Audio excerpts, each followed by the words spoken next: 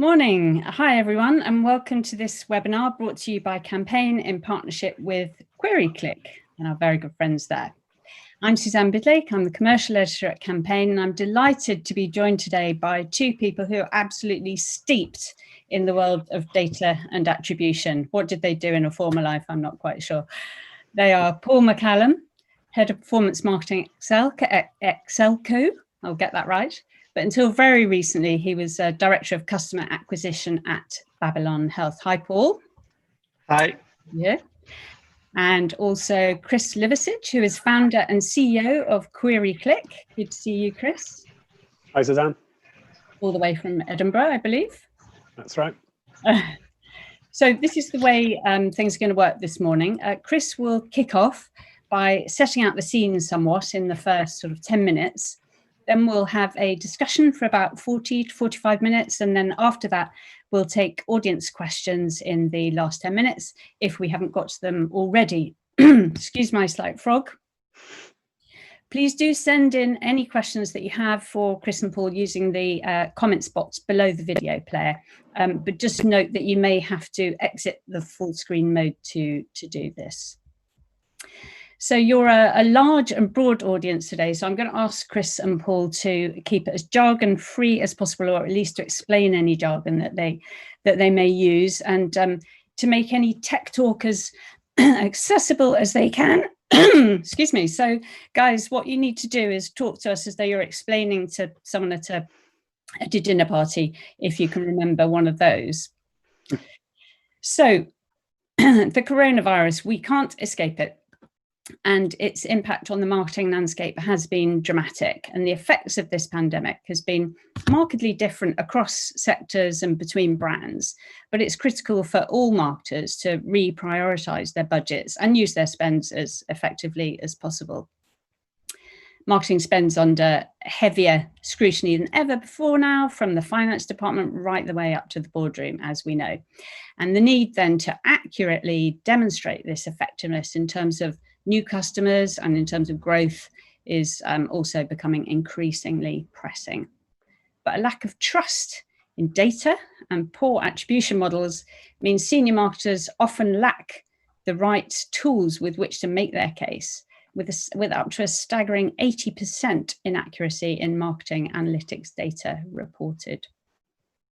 So we're hosting this morning's webinar in partnership with QueryClick to discuss the ongoing challenges in attribution for digital marketers today, and to look at whether there are valid alternative solutions when it comes to attribution. So to the theme, poor data quality and flawed attribution, how to overcome the silent killers of marketing ROI.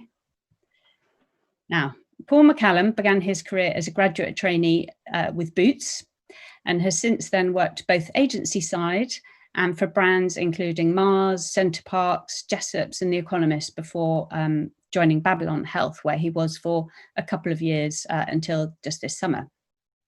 So he has bucket loads of experience of real world trials and tribulations and success stories as a marketer navigating a way through. So I'm looking forward to digging into some of that with him. But before we get into a conversation between the three of us, Chris Liversidge, founder and CEO of QueryClick, is going to give us his take on the current state of attribution. So over to you, Chris. Thank you very much. I'll just share my screen. Okay, hopefully you can all see that.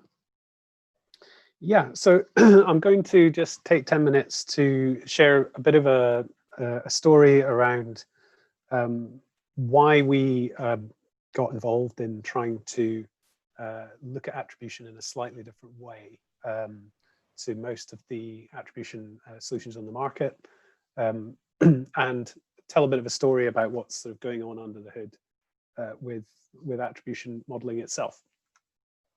So we built what we now call Corvidae, which is our attribution platform, initially in response to a request from one of our enterprise customers who were working with us using our performance marketing services.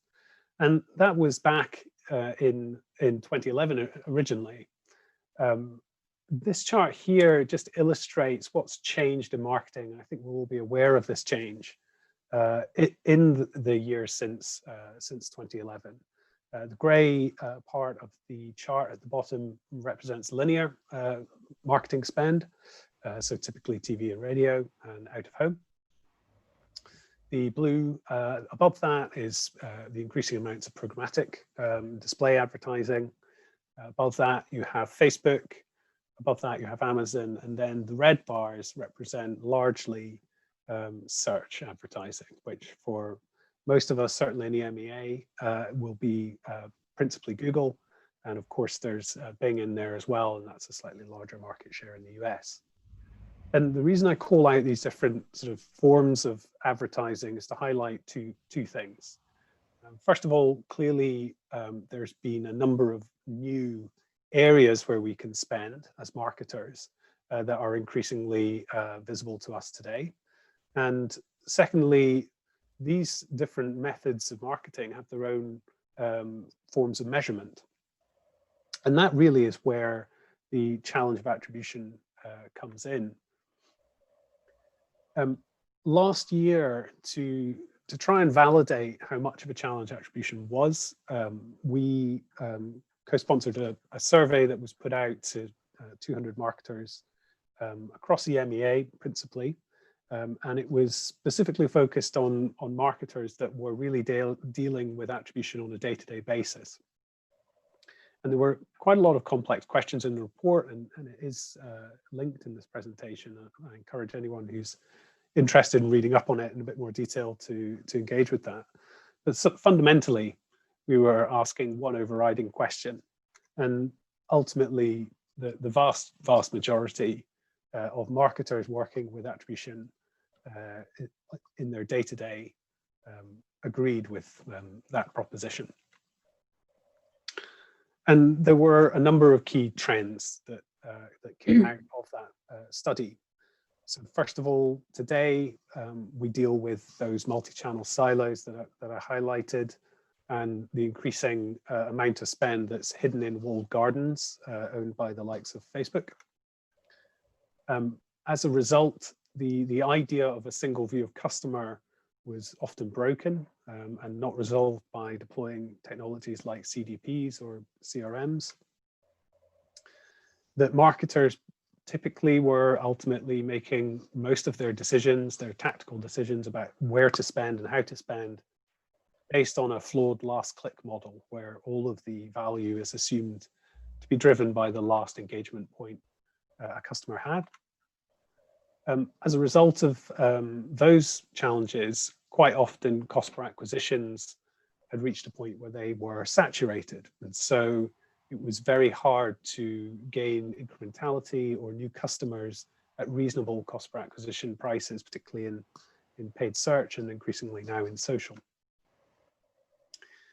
There's a strong awareness that there's an awful lot of cannibalization going on in the marketing marketplace, but little visibility of exactly where that cannibalization is occurring. And then finally, increasingly, the challenge of trying to align offline with digital rears its head for larger businesses. And so if I go all the way back to when we started looking at attribution, we certainly encountered all of those problems at that point. And we started digging into the raw data that's actually reprocessed when attribution models are being built. So this is called the click stream in the terminology, and it's really, the raw feed of data generated by the pixel that you have on your website.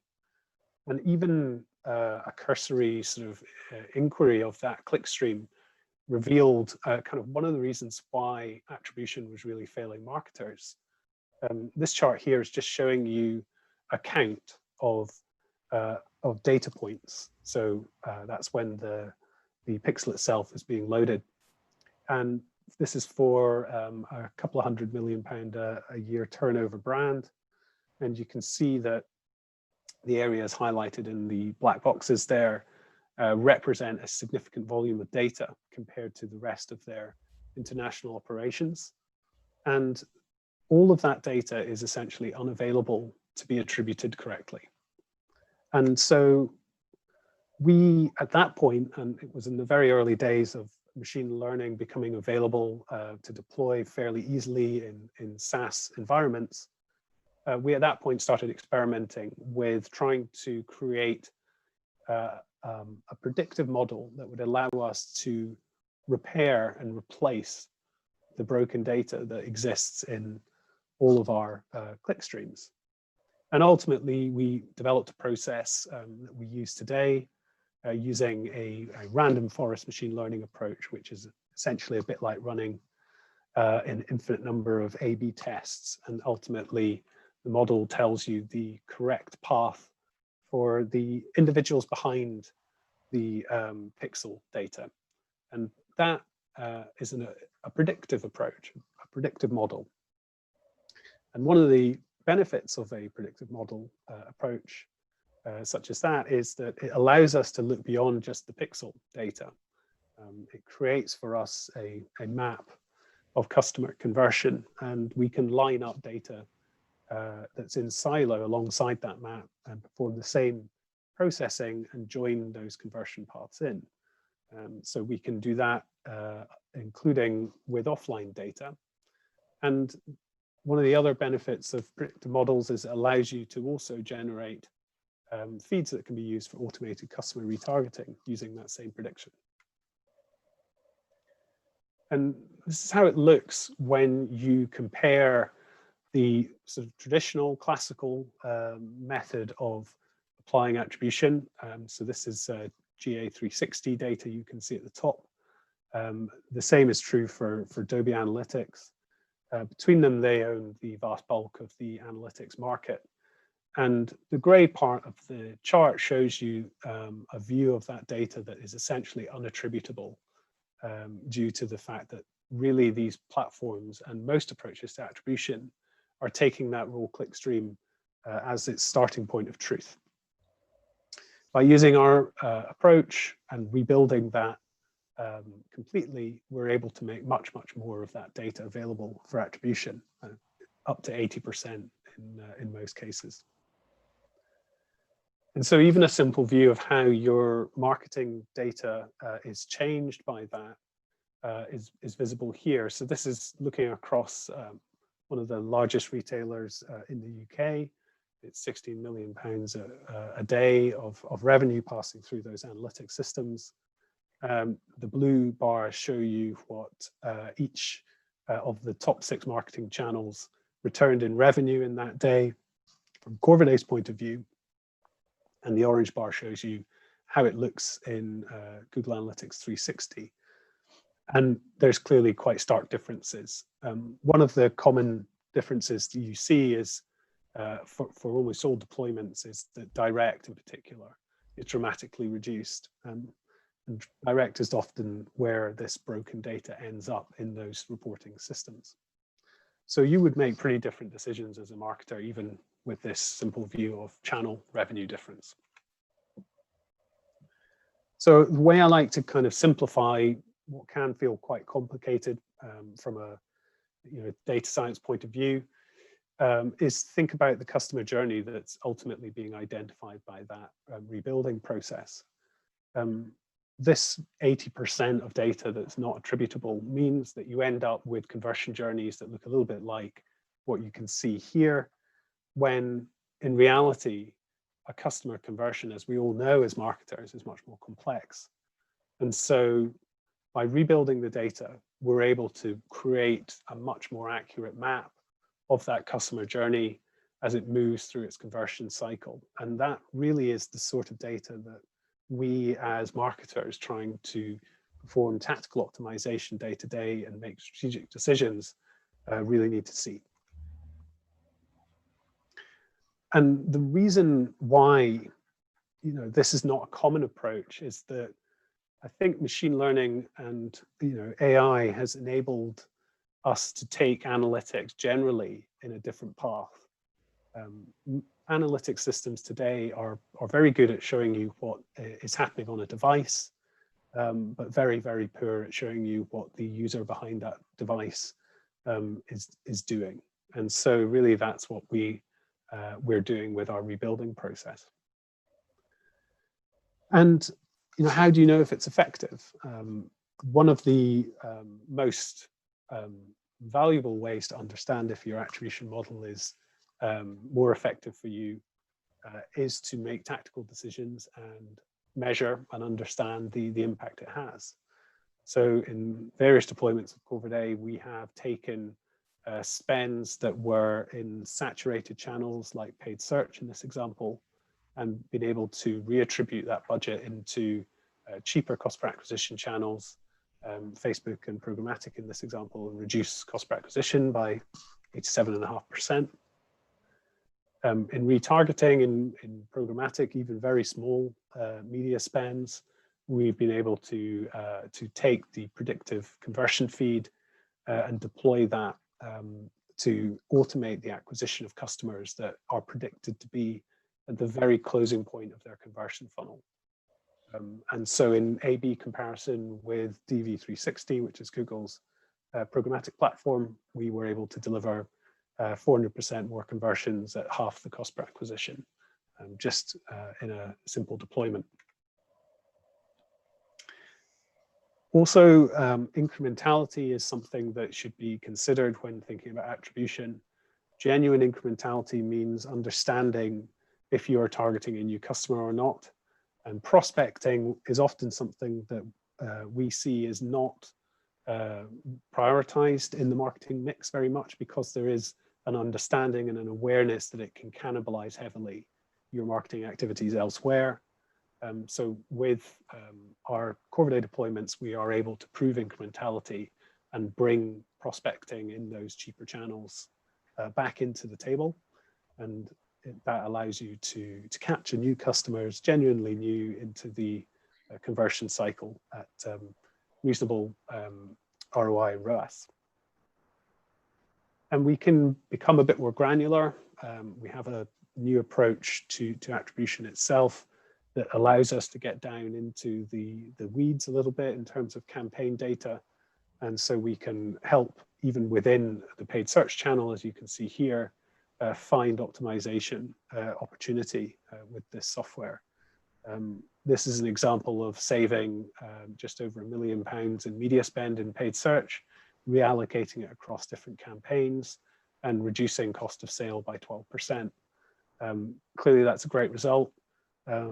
Other examples that we have include discovering that particular generic search terms were 3 times more valuable than reported by Google's attribution models. And I mentioned that we can join linear. Being able to take linear activity and apply similar tactical optimization to it is within the capability of the platform. Here is a snapshot of a case study we deployed with Vitality, where we were able to find quite significant media spend savings for their linear, just shy of £1 million on a media spend of £2.2 million. We were able to reallocate and advise how it could be deployed to deliver the same result. And more recently, we've brought front end to the platform to allow marketers to segment in a bit more to the customer lifecycle and manage those feeds themselves. And we really believe that brands, businesses should be able to own their own data and understand their own data and operate as independently as they would like to, and therefore gain value and support from their agencies based off a single point of truth that is owned by them. And that's kind of my summary of where I think we are today with attribution and some of the challenges I think that are generally felt. Thank you very much. Brilliant. Thank you very much, Chris. Now, before we go any further, we have a poll. So we'd love to get some feedback from all of you to find out where you are in terms of attribution. So this should appear on your screen below the video player. And the question is, how do you currently deal with marketing attribution? And we have, it's multiple choice. You have to just click on one The first is I use last click or Google Analytics. Second is I use multi-touch attribution software. Third is I'm looking for a multi-touch solution. Fourth is I don't. So click away and we'll a few minutes for those results to come through, and I'll come back to you later and let you know what those are. So let's get to the discussion. I want to start with you, Paul, and ask why is reporting accuracy now more important than ever? It's a great question. So I think for the vast majority of people who work in marketing, they are very conscious of the pressure to deliver results and to justify our budgets. And I think, like in these difficult times, the marketing budget is always one of the first ones to be put under the spotlight by finance as well. So many CFOs will be asking their CMOs and marketing directors, just what are we getting for each particular activity we might be trying to run, if that makes sense. And so I think having a good attribution system, a good way of reporting what we're doing, helps us answer those tricky questions and hopefully gives us a reason to go and ask for more money, never mind protecting the budgets that we've got in the first place. Absolutely. And so Chris was talking in his presentation, and we sort of mentioned in the introduction about how there's 80% inaccuracy in marketing data from the likes of Google Analytics and Adobe. Paul, does this surprise you? Does it surprise you, the inaccuracy, and does it surprise you that so many companies are still using these methods? The 80% figure surprises even me, and I'm a bit of a geek in terms of attribution. Yeah, it's such a big number. I think the reason a lot of people will use things like Google Analytics is it's very easy and it's there and it comes out the box and you plug it in and it kind of works, or you think it works, if that makes sense. So it surprises me on one hand that the scale of that number, but I think a lot of marketeers are becoming more switched on. Hopefully that they can't just trust what either not just Google tells you, but what Facebook tells you as well. Yeah. Did you have something to add to that, Chris? Yeah, I think it's important to note, that Google and Adobe are one source of data. Absolutely, Facebook. My experience is for speaking to businesses is today, maybe half of spend often in the paid digital channel is put into Facebook in some form, and so increasingly, you have these two different data silos telling you here's our attributed view. And to go into what Paul said, it's a very challenging conversation with a CFO where you've got this slightly conflicting information, because certainly when you put those two numbers side by side, revenue doesn't add up to the actual amount of cash that you're receiving. So it does put the marketer, I think, in a very difficult situation. So, Paul, you worked at Jessops about 6 years ago, am I right in saying, that sort of time? Is that what you were using when you were there? Can you talk through what your experiences were? Yeah, so when I joined Jessops 7 years ago now, we were completely reliant on Google Analytics and traditional sort of last touch view of the world, which is very challenging for lots of reasons, not just the inaccuracy of the data, but also the fact that at Jessops we had offline activity as well, which obviously Google Analytics had no view of at all. So we had TV, we had radio occasionally, did a lot of press, even did some door drops and direct mail. And so those were just channels that did not even register in Google Analytics. And then on top of that, we had stores as well. So there was always that question of if we do more digital marketing, or we do more traditional marketing, what's the impact on our store sales as well? So that was there's a lot of things to sort of juggle, and all you had to optimize was basically last touch to Google Analytics. So we obviously did try and do attribution in many ways like the old-fashioned way of actually switching things on and off, which sounds like pretty basic, but obviously if you have a basic run rate and then you add radio or you add TV and you don't add anything else, you can get a rough idea of what incrementality that extra channel brings to your sort of performance if you can strip out seasonality. And that did help us understand that things like direct mail didn't work for Jessop's. But obviously that's just one campaign as well, so that you could potentially run a different campaign with the same channel with different creative, and you could have a very different set of results. So again, I think one of the things that when you talk about attribution, you have to think about the creative that you're using for any particular sort of campaign as well. It has such a big effect on results. So what would you say were the main sort of benefits of using those kind of, you know, more basic attribute, or were there benefits of using those attribution models? I mean, I think the benefit was it still gave you a view of the world, if that makes sense. It's still a lens to view performance through. And I think I'll touch on this in later questions as well, is that there is no perfect model of attribution, I don't think, in my view. There's only different ways of looking at what you see in front of you. And so last touch or first touch, if you go for that way, or even touch, if you want to go down that route of thinking, well, it's still a view of the world. I just think you need to be aware of its limitations, if that makes sense. So it's not that it's necessarily bad, it's just one view. And there are other ways to view what is happening with your marketing activity. And I guess, would you say it's the case that if you have a business that is very offline, that actually there comes a point where, you know, there is little point in really, you know, spending a lot of money and going so granular on the online? Or would you say actually you should always do that, however big a portion online is of your business? So I think Chris is probably better to answer this one as well here a little bit, because there is a level of spend you have to be doing, I think, to justify an attribution solution, if that makes sense. So you have to work it out. Yeah, I think that's right. The other thing I think that is absolutely true is that, you know, the world today digitally is very different from the world, you know, back then in your Jessop's days, Paul.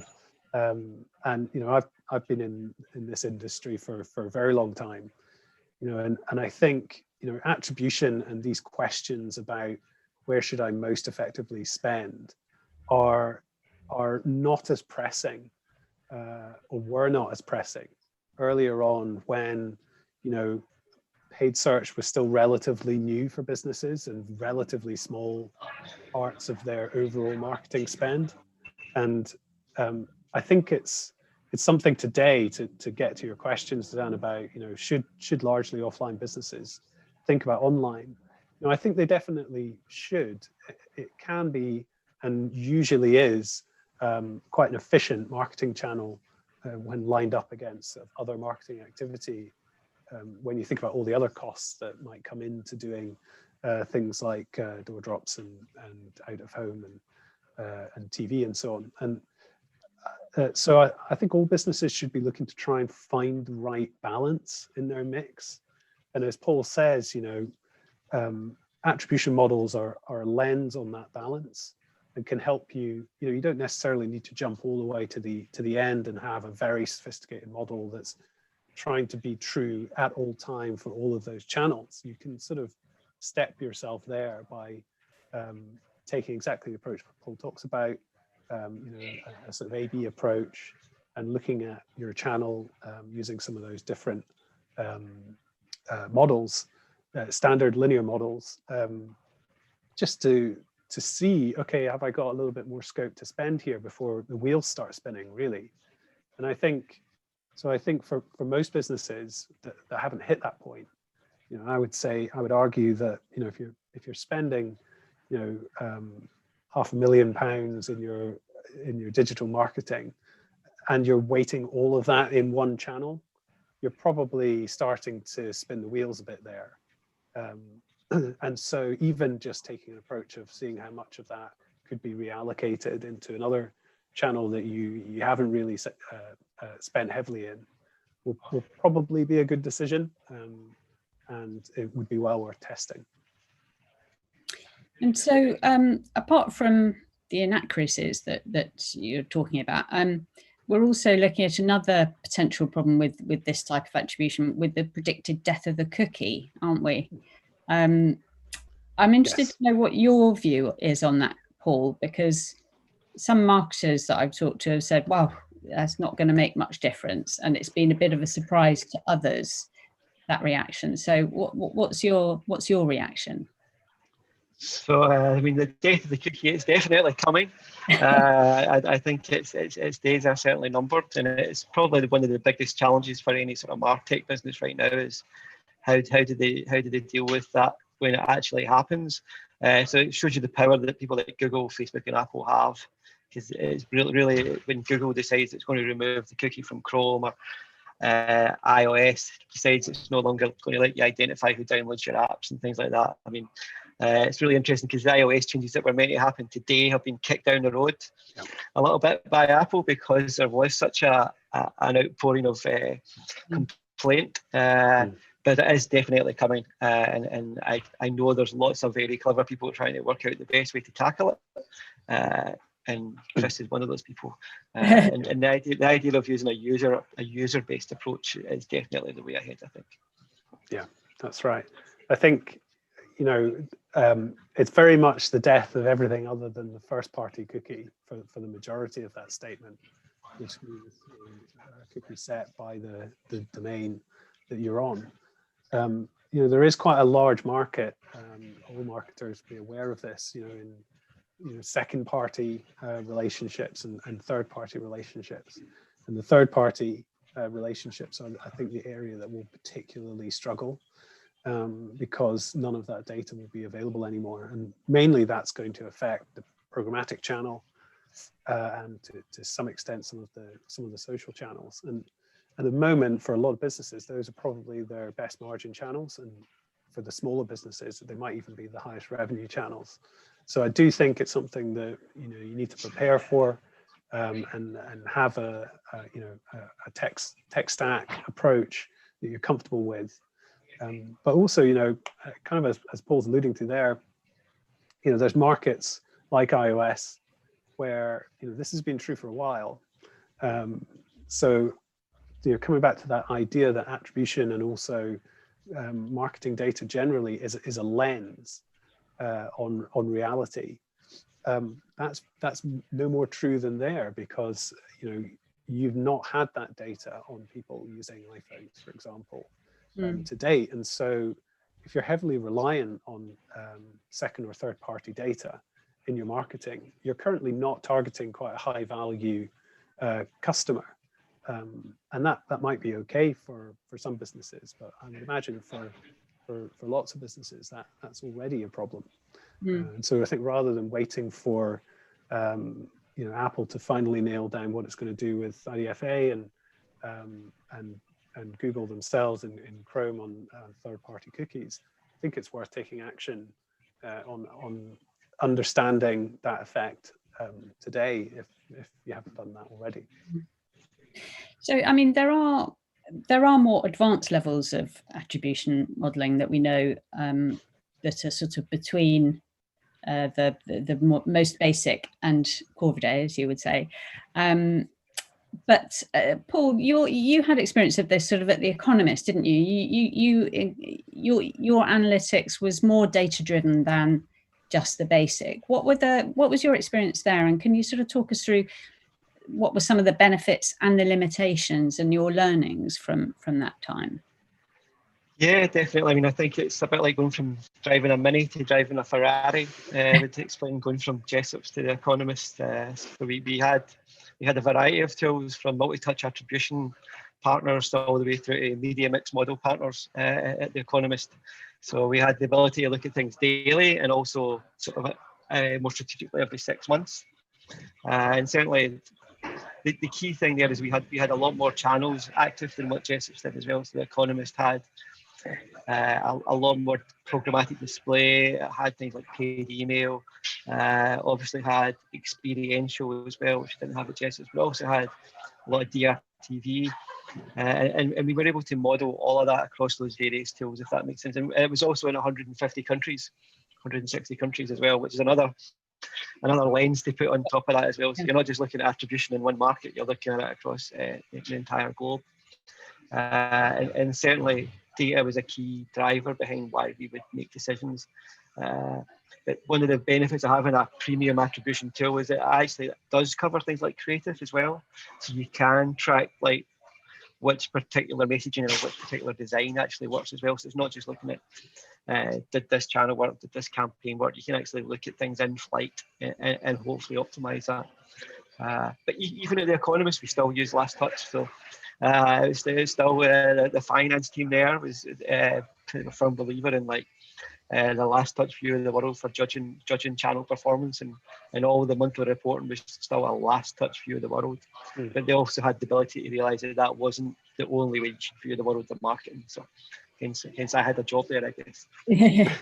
So was that quite a tough conversation that you had to have, or did you not worry about that so much because you already had all the data you needed and didn't need to argue it back? The tougher conversations were with the agencies who were actually running the activity, if that makes sense. Okay. So obviously sometimes the view of the world that we would uncover by using attribution would highlight that we were basically spending money in areas that actually weren't bringing a lot to the party. And those were the difficult conversations because we had a multiple agency model, so it wasn't just one agency either. So there was always the challenge of saying, well, we actually think that money would be better spent in a different agency. That is a really difficult conversation. You're not even like saying you can move it to a different channel within that agency. You're basically saying, actually, we think that money would be better spent with a different partner. So that was the most difficult conversations. But you had the data to back it up. And it went both ways. So sometimes some of the lower performing activity as well would be actually being wasteful. So I think, as Chris said, you do get to a point of saturation on some of your channels where you are basically paying Google or paying Facebook for the privilege of sort of getting those people through the door. And one of the things that attribution can sort of unpick is the average. So a lot can be hidden behind an average. So especially if you're looking at an average at a channel level, where you could have an average of, let's say, a £50 CPA, but you could have a whole host of activity at £5 within that £50 average. And let's say you had 80% of your conversions come in at £5. It kind of shows you how much you're spending on those people who are like way above 50, if that makes sense. And one of the things that a good model, by giving you the granular detail, will show you is that you can actually take away some of those people who are costing you hundreds of pounds, for example, without really destroying your performance.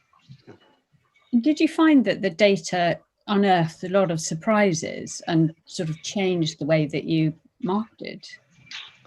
I think, as I said, unpicking that average sort of helped to sort of optimize our spend across both within channels, if that makes sense. So not just in terms of moving across, but even like within a channel. So within paid search, for example, we were able to sort of save a lot of budget that we were basically chasing people far too hard in campaigns which did work when you looked at an average, but when you actually looked at the actual detail, there was a lot of savings we could make. So you didn't have to move the money to another agency. You could just basically say, let's keep that money. And it's not so much about saving money, it's about freeing money up for other things, if that makes sense. It definitely did help a lot.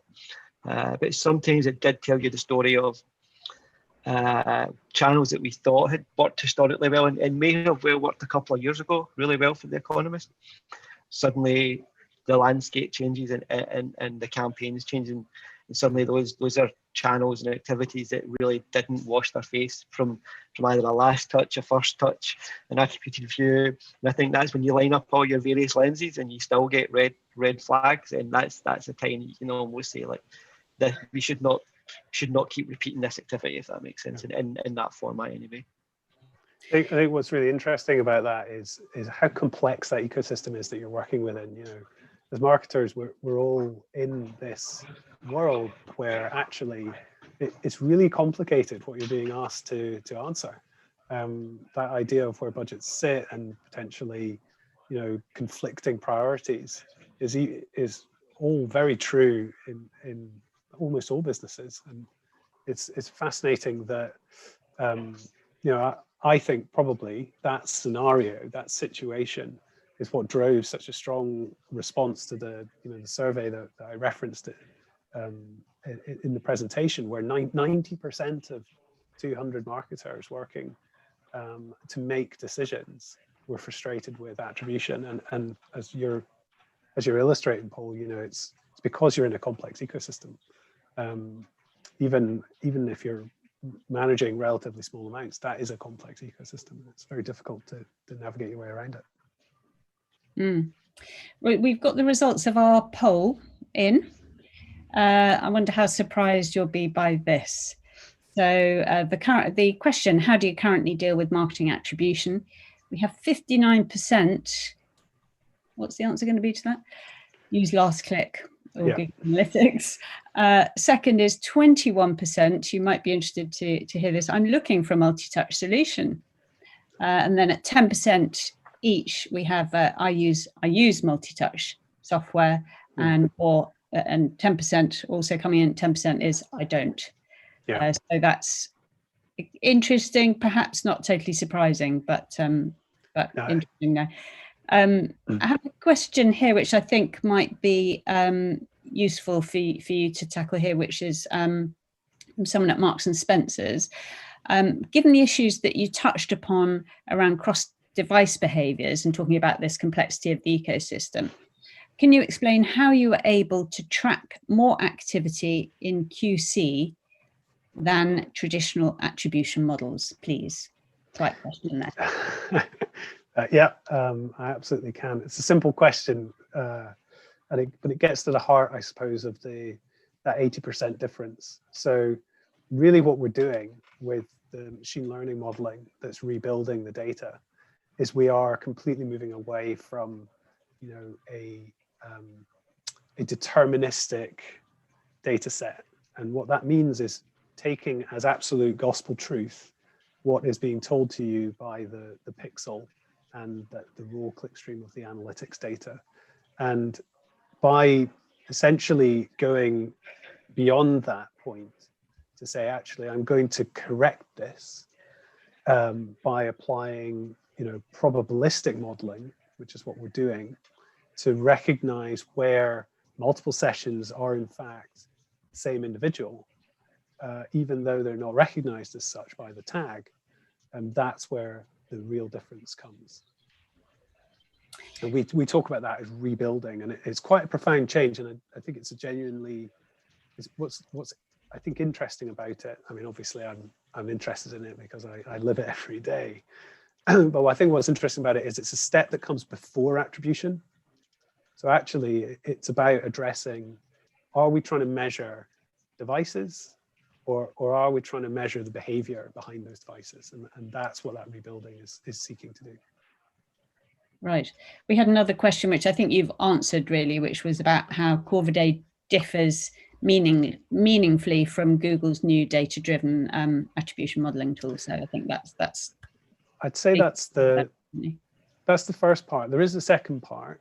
So data-driven, which we've all mentioned a few times, is when you go beyond a model-based. So last click is a model-based approach where you say it's 100% is the last touch point.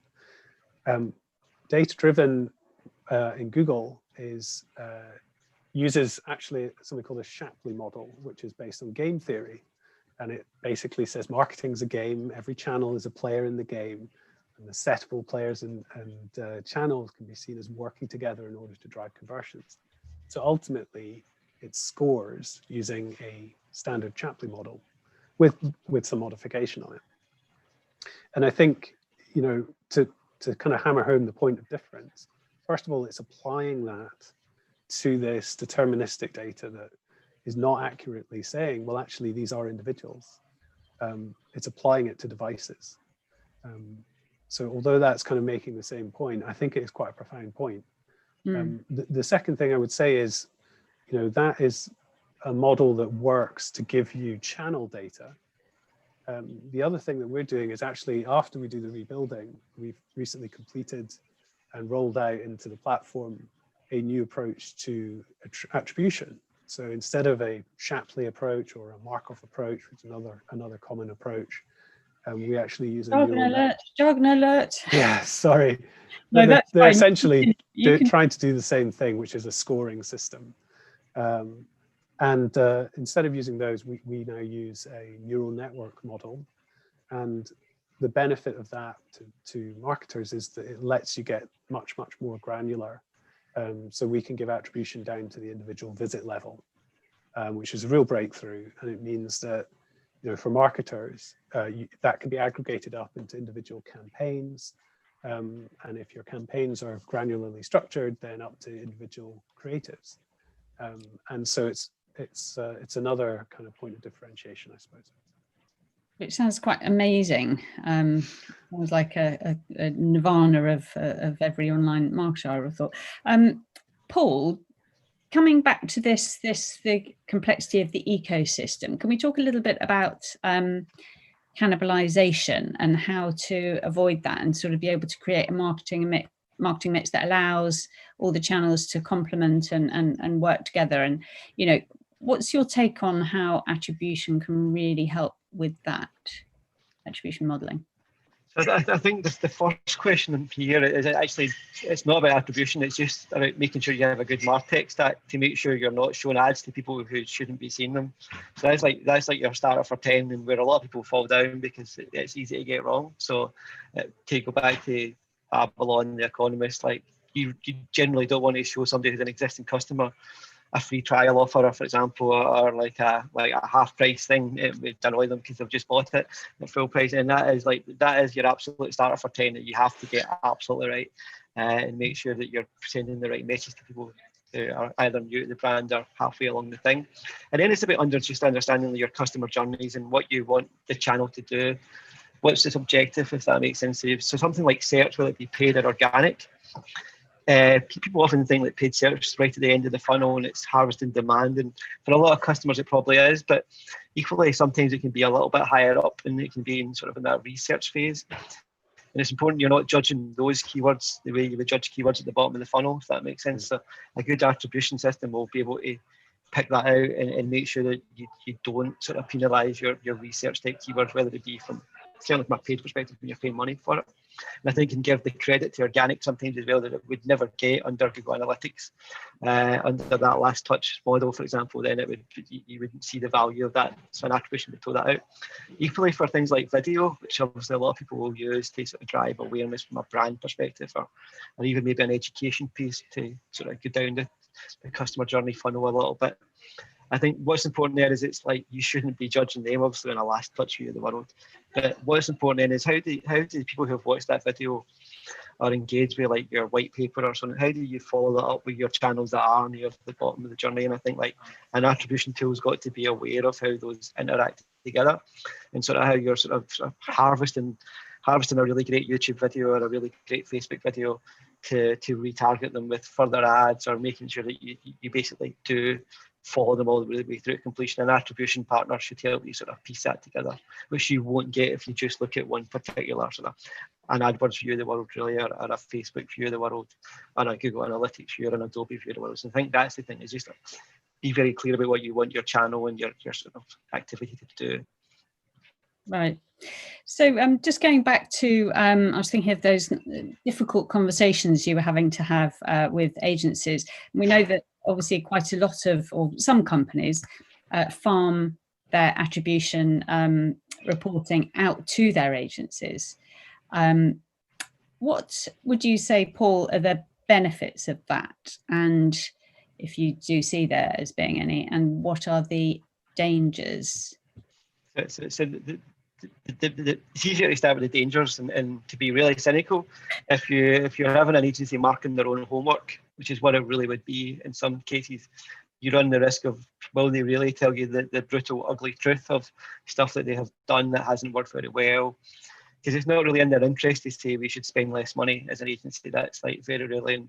And if the model is telling you to spend money in a channel they don't control, then that's, and even if you've got multiple agencies or you manage stuff in-house, then that makes some really awkward conversations for that agency to have. I mean, on the plus side, if you've got a really great agency and they do everything for you and you don't have anything in-house, you don't have any competing agencies, then technically they almost, you trust them to be judging it themselves, and there can be an easy way to do that. But yeah, generally I think like the world's so complicated that it's very rare you have one agency doing everything from all your brand stuff through to your performance stuff. I think so that it's, I'm not saying you should never do it, I just think you have to be very, very aware.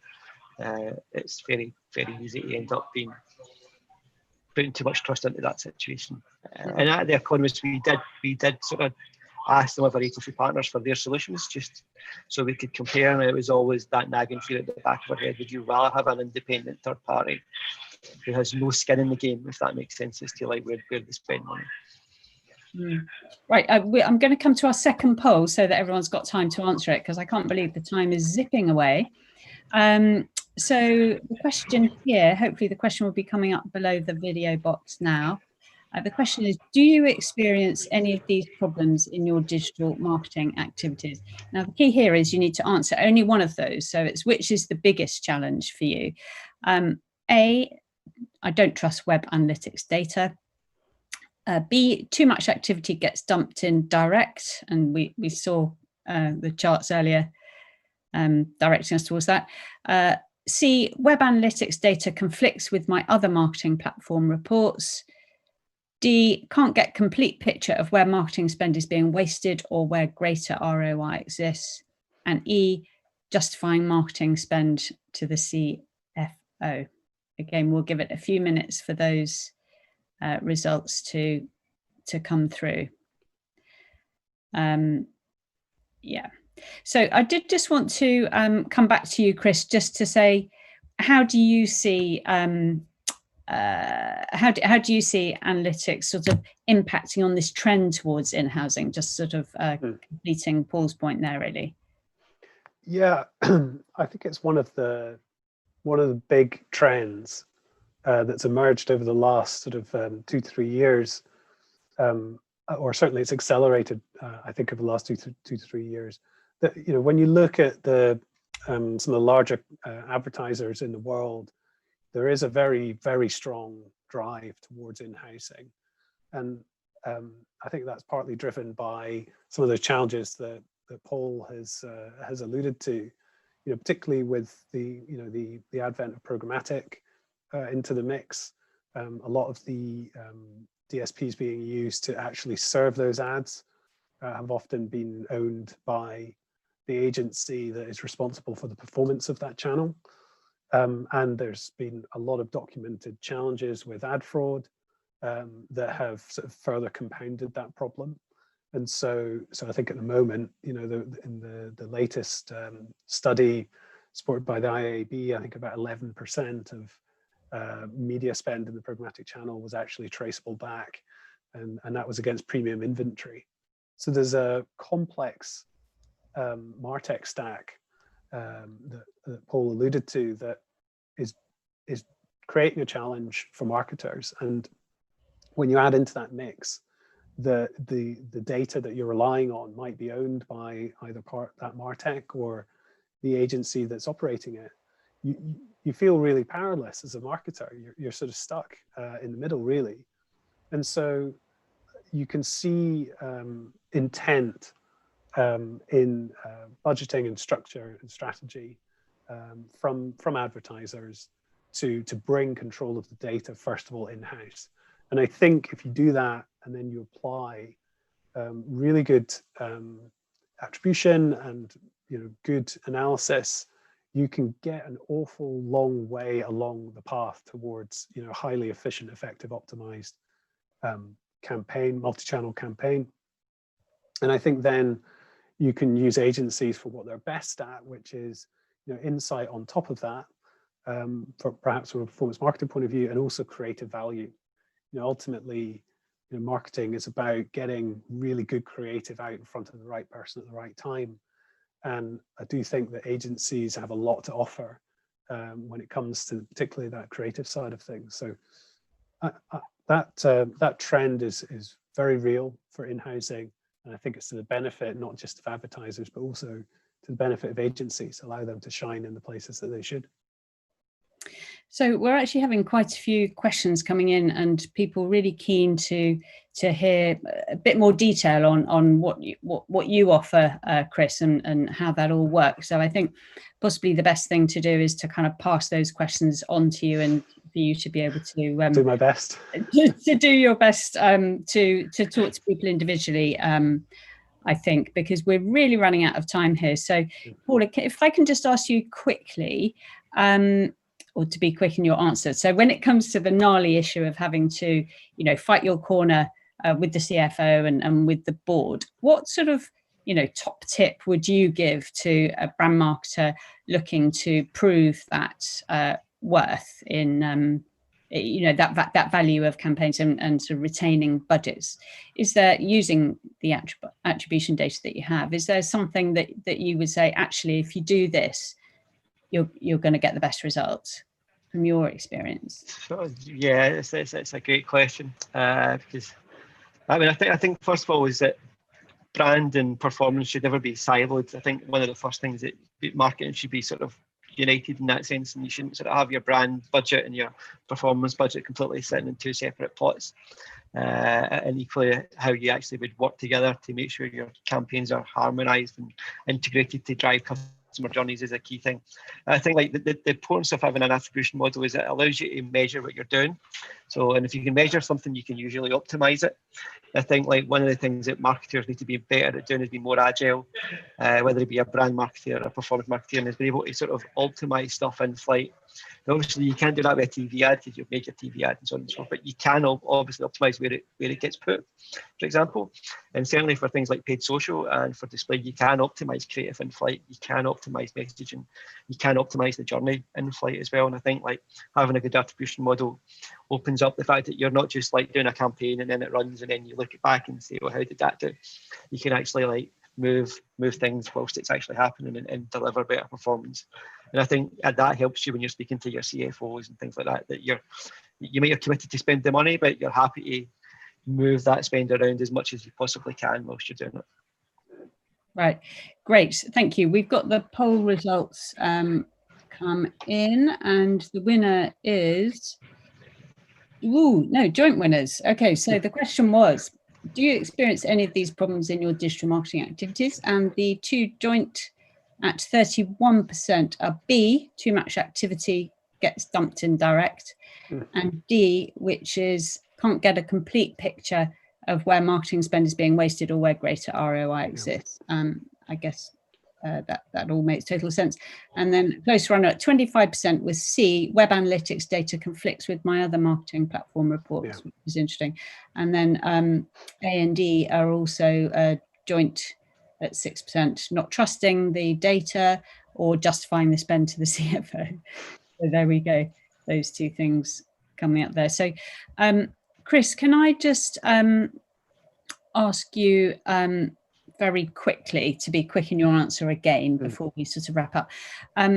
For those brands that don't have the big marketing spends and can't afford the wonderful Corvidae or whatever else there might be, other brands may exist, you may differ on that opinion, but what can they do to improve their attribution modeling? Here they are stuck, you've told them everything's pretty rubbish. What can they do? Well, I think the best possible thing is, and Paul alluded to this, it's ask the question of your performance marketing measurement, is it fit for purpose for where we are today? Okay, so if you're spending in one or two channels and you're wondering what you should do and you're looking to attribution to give you an answer to that, probably the first thing you can do is take a leaf out of Paul's book, run some A/B tests yourself. Look at a first touch report for activity that's likely to be earlier in the customer conversion path. So social activity is very heavily engaged early on in customer engagement, typically also pre-awareness. And so you can just simply use first touch and say, I'm going to apply this for a period of time to my social activity and see if that increases overall the number of conversions I get. I think that's a perfectly valid thing to do. I also think, full fat attribution and things like econometrics, they can get wildly expensive very quickly. Today, it isn't necessarily the case that it needs to be wildly expensive to get a good result. So I would say take heart from that and the stories that Paul's shared with us today. It's just about trying to make improved decisions, and I suppose fundamentally what that means is remember that last click is still just a version of the truth, and as is first click. These are lenses that we apply at a moment in time to where we are. Right. So before we wrap up, I should let everyone tuning in know that a recording of this discussion is will be available on demand 24 hours after this live session finishes. So you can share it with colleagues or re-watch it at your leisure. But now I just want to find out, we have a minute left, so please bear that in mind. But from you, Chris, first of all, and then I'll come to Paul, just what is the main thing that you would like people to take away from this session today? I think that, good attribution and good marketing solutions are there and available. Ask the question. Don't just take what you're doing today as the only possible outcome. Ask the question of what am I looking at when I look at last click, for example. Great one. And Paul? What would advice be to brand marketers from this session, and maybe to agencies as well, from a brand marketer? So the one thing I would take is don't be afraid to try something new. I think that would be the one thing I would want to put to marketers is almost when it comes to setting your budgets, try and set aside budget to do stuff you've never done before. And that can be either within a channel you've done before, but just doing a different tactic or a different way of doing things, or in a completely new channel. And I think as marketeers, it's our duty to sort of test new things out, because that's one of the ways that you will actually deliver incremental performance as well. Brilliant way to wrap up, really useful. So asking questions and not being afraid to try something new. Ideal. And that's all that we have time for today. So I hope you all enjoyed this session. Thank you so much to you, our live audience, for tuning in, and to Chris Liversidge and to Paul McCallum for sharing their expertise with us this morning, and to QueryClick for partnering with us on this session. Hope you have a really good rest of your day, and until next time from all of us, goodbye. Goodbye. Goodbye.